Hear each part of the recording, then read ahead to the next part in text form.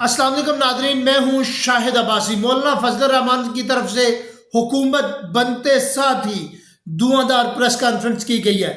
مولانا فضل الرحمان صاحب نے دو تین بڑے اہم ترین موضوع پر گفتگو کی۔ انہوں نے ایک تو کہا کہ ہم اس جعلی ایوان کو نہیں تسلیم کرتے، یہ حکومت دھاندلی کی پیداوار ہے، یہ لوگ جو آج حکومت میں آئے ہیں یہ دھاندلی کی پیداوار ہیں اور ہم انہیں تسلیم نہیں کرتے۔ مولانا فضل الرحمان صاحب نے کہا ہے کہ 2018 کے جو الیکشن تھے اس کا بھی 2024 کے الیکشن نے ریکارڈ توڑ کر رکھ دیا ہے۔ مولانا فضل الرحمان صاحب نے پریس کانفرنس کرتے ہوئے کہا کہ 8 فروری کو الیکشن ہوئے تھے، ہم نے ملک بھر میں اس الیکشن کو مسترد کیا تھا۔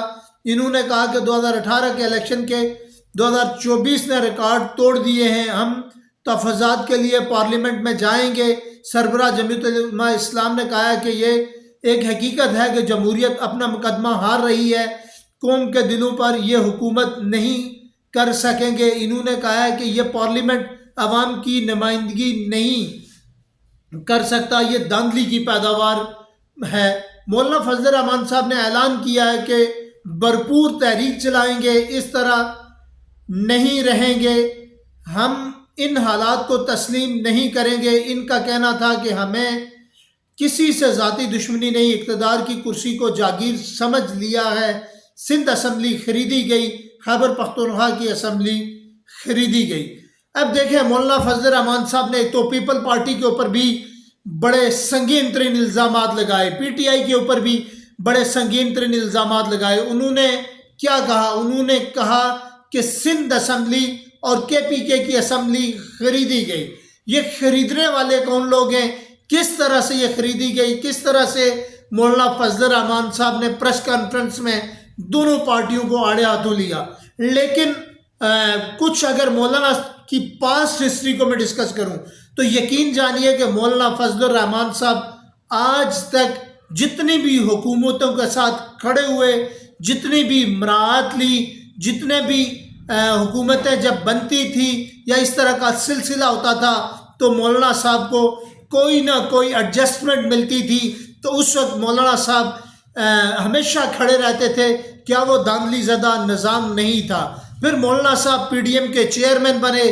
پی ڈی ایم کے چیئرمین بننے کے بعد مولانا صاحب نے پوری 2 3 4 5 6 جو پارٹیاں تھیں ان کو ساتھ ملا کر لے چلے۔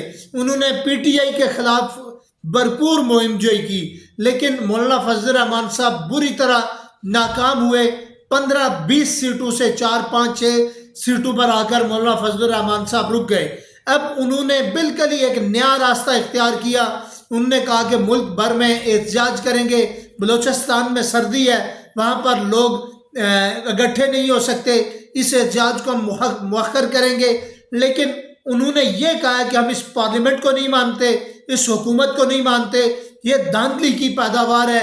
وہ کہہ رہے ہیں کہ جمہوریت اپنا مقدمہ ہار گئی ہے۔ انہوں نے یہ بھی کہا کہ 8 فروری کا جو الیکشن ہوا ہے اس نے جو ہے وہ 2018 کے الیکشن کا بھی ریکارڈ توڑ دیا، اور مولانا فضل الرحمان صاحب نے بڑے سنگین ترین الزامات لگائے۔ اب ایک بڑی امپورٹنٹ بات ہے، مولانا فضل الرحمان صاحب ساری جماعتوں کو لیڈ کر رہے تھے، اس کا مولانا فضل الرحمان صاحب کی سیاست پر بہت برا امپیکٹ پڑا۔ مولانا فضل الرحمان صاحب خود بری طرح ناکام ہوئے۔ لیکن ایک اور بڑی اہم آپ کو بات بتاؤں، مولانا فضل الرحمان صاحب بڑا چالاک آدمی ہے۔ مولانا فضل الرحمان صاحب کو اب یہ محسوس ہوا کہ یہ جو لولی لنگڑی حکومت ہے اگر وہ اس کا مزید حصہ بنے تو پھر بھی ان کو مشکلات کا سامنا ہی کرنا پڑے گا۔ یہ جو 4 6 سیٹیں مولانا فضل الرحمان صاحب کو ملی ہیں شاید ان سے بھی ہاتھ دھونا پڑے۔ مولانا فضل الرحمان صاحب کو آج جو کچھ ملا وہ پی ڈی ایم کی جو انہوں نے سربراہی کی وہی مولانا صاحب کو پھل ملا، اور یوں 15-20 سیٹوں سے مولانا فضل الرحمان صاحب دڑم سے نیچے گرے۔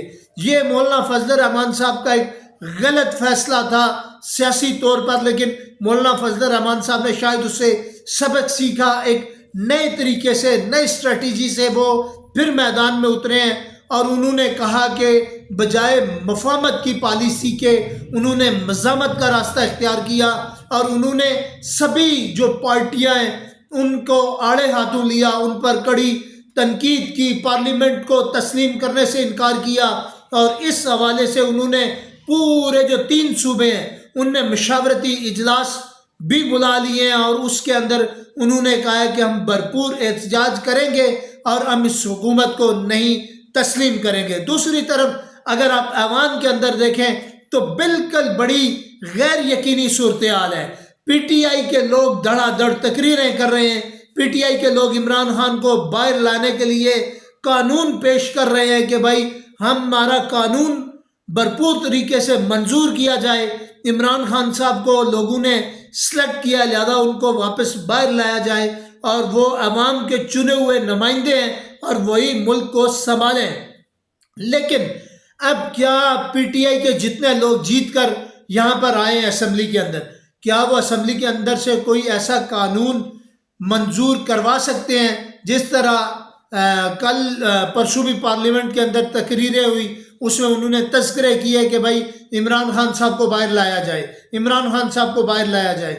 لیکن دوسری طرف نون لیگ کی حکومت بھی بہت کمزور ہے، وہ شاید کہ اس پوزیشن میں نہیں ہے، وہ ہارڈلی اس ملک کا ان کے گلے میں ڈول ڈال دیا گیا ہے، پتہ نہیں وہ 6 مہینے بجائیں گے، سال بجائیں گے، یا اسی طرح ملک کو پھینک دیں گے۔ لیکن یہ وقت ہمیں بتائے گا کہ اتنا ایک فرسٹریشن کا ماحول پیدا ہو چکا ہے کہ وہ سعد رفیق صاحب نے کہا تھا کہ آپ جو ہے وہ کہیں گے کہ آپ آ کر اقتدار سنبھالیں، اقتدار کی کرسی سنبھالیں، آپ ڈھونڈتے پھریں گے، لوگ آپ کو نہیں ملیں گے۔ لیکن نون لیگ نے تو اب گلے میں یہ مصیبت لے لی اور یہ اس ڈول کو ان کو بجانا بھی پڑے گا، لیکن حالات بالکل ناساز ہیں، اور یہ حکومت جو ہے وہ شاید کہ 6، 8، 10 مہینے بھی نہ چل سکے، اس کا رزلٹ آنا شروع ہو گیا ہے۔ لیکن جیسے ہی کوئی نئی خبر آتی ہے میں آپ کو اسے آگاہ کروں گا۔